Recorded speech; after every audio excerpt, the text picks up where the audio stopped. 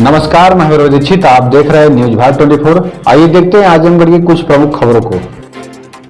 आजमगढ़ स्वागत से अभिभूत बोले निरहुआ, सांसद नहीं सेवक बनकर रहूंगा आपके बीच। आजमगढ़ हाल ही में हुए लोकसभा उपचुनाव में भारतीय जनता पार्टी के नवनिर्वाचित सांसद दिनेश लाल यादव निरहुआ का गुरुवार को जिला मुख्यालय पर नेहरू हाल सभागार में भव्य स्वागत किया गया। स्वागत समारोह में क्षेत्रीय अध्यक्ष डॉक्टर धर्मेंद्र सिंह बतौर मुख्य अतिथि उपस्थित रहे। समारोह को संबोधित करते हुए मुख्य अतिथि डॉक्टर धर्मेंद्र सिंह ने कहा कि आजमगढ़ के देवतुल्य कार्यकर्ताओं के परिश्रम की पराकाष्ठा से उपचुनाव में विजय प्राप्त हुई है। यह विजय आजमगढ़ की जनता की विजय है। आजमगढ़ की जनता ने वंशवाद, जातिवाद या क्षेत्रवाद की जगह विकासवाद को चुना है। मैं आप सभी को विश्वास दिलाता हूं कि यहां की जनता की हर अपेक्षा पर दिनेश लाल यादव निरहुआ खरा उतरेंगे। माननीय प्रधानमंत्री नरेंद्र मोदी और मुख्यमंत्री योगी आदित्यनाथ के नेतृत्व में जनपद में विकास का इतिहास लिखा जाएगा।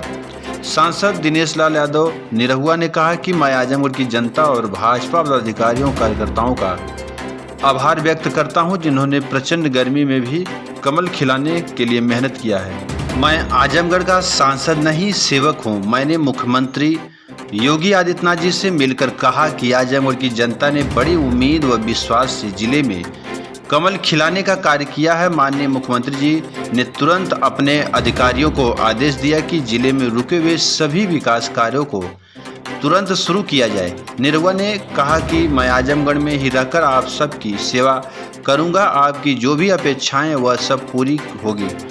बनारस और गोरखपुर की तरह ही इस जिले का विकास होगा। प्रधानमंत्री नरेंद्र मोदी जी और मुख्यमंत्री योगी आदित्यनाथ जी की नज़र इस जिले पर है। अब यहाँ पर कोई काम रुकेगा नहीं। आइए देखते हैं दिनेश लाल यादव निरहुआ ने आगे क्या कुछ कहा है। सबसे पहले तो आजमगढ़ की जनता को धन्यवाद देते हैं कि आप लोगों ने इतनी मेहनत किया और उपचुनाव में इतनी मेहनत करके यहाँ कमल खिलाया है। और हम लोगों ने जो वादा किया था कि आप हमें 1.5 साल के लिए मौका दीजिए और यहाँ का रुका हुआ विकास हम आगे बढ़ाएंगे, तो हम लोग तुरंत यहाँ से जीतने के बाद, कमल खिलने के बाद सीधा पूजनीय महाराज जी के पास गए, मुख्यमंत्री जी के पास गए और उनको हमने सारी बातें बताई कि ऐसा ऐसा हमने बोला है और जनता ने इसलिए भरोसा दिखाया है। तो पूजनीय महाराज जी ने तुरंत आदेश किया संबंधित अधिकारियों को, डीएम सर को, कि 10 विधानसभा में, सिर्फ 5 नहीं, 10 विधानसभा में जितना काम है, जो भी काम है रुका हुआ है, वो सारा काम तत्काल शुरू कर दिया जाए।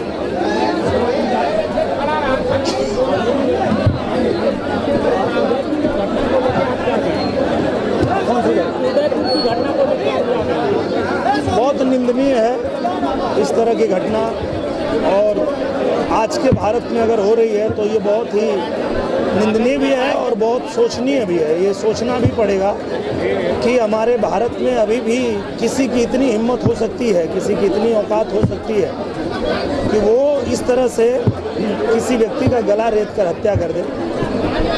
जहाँ पे कि कानून का राज चलता है, जहाँ कानून सज़ा देता है, वहाँ इस तरह की घटना करने वालों को इतनी कड़ी सज़ा मिलनी चाहिए कि दोबारा कोई इस तरह की घटना करने के बारे में सोच ना पाए।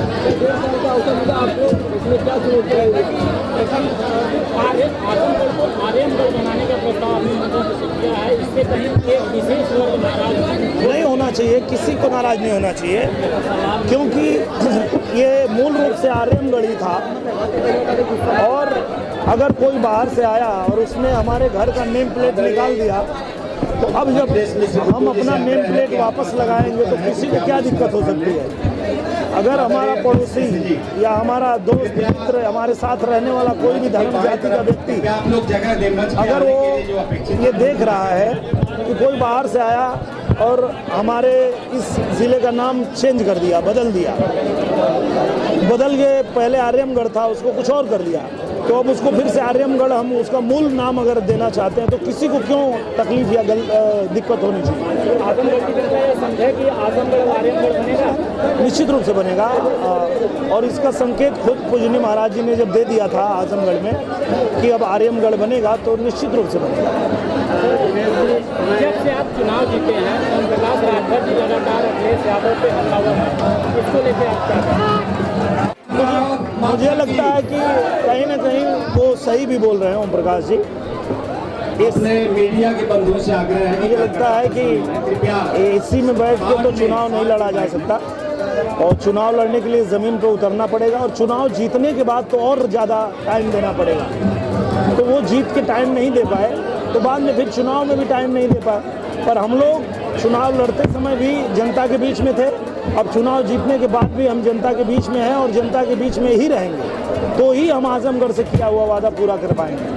दिनेश जी, मैं इंडो थाई न्यूज थाईलैंड से हूँ जी, और पूरे वहाँ के जितने भी पूर्वांचल उत्तर प्रदेश के लोग हैं आपके आजमगढ़ सीट निकालने में बहुत ही ज़्यादा मैंने हर्ष उल्लास के साथ है, तो उनके लिए 2 शब्द आप बोलना चाहेंगे? बिल्कुल बिल्कुल, मैं आप सभी को दिल से आभार व्यक्त करता हूं क्योंकि मैं भी जानता हूं कि आजमगढ़ की सीट का समीकरण इतना कठिन है कि यहां पे सिर्फ आशीर्वाद और दुआ से ही जीता जा सकता था। तो हमारे यहां जो कर्मठ कार्यकर्ता हैं, जो हमारे पार्टी के लोग हैं, उन लोगों ने तो मेहनत किया ही, हमारे देवतुल्य कार्यकर्ताओं ने मेहनत किया, जनता ने मेहनत किया, लेकिन ये संभव तब हुआ जब आप दुनिया में अलग अलग जगहों पे बैठे आप लोगों ने दिल से आशीर्वाद दिया, दुआ दिया कि बस कमल खिल जाए। तो आपके आशीर्वाद से ही हो पाया है, आपको बहुत धन्यवाद। निरहु जी, जीत के आए हैं, कोई नया गाना हो तो अभी तो गाना नहीं, अभी सिर्फ काम करेंगे। अब गाना 1.5 साल बाद, क्योंकि गाना गाने बजाने का टाइम खत्म हो गया। अब सिर्फ और सिर्फ आजमगढ़ पे ध्यान देना है, आजमगढ़ के लिए काम करना है। एक आखिरी क्वेश्चन, चुनाव के दौरान विधायक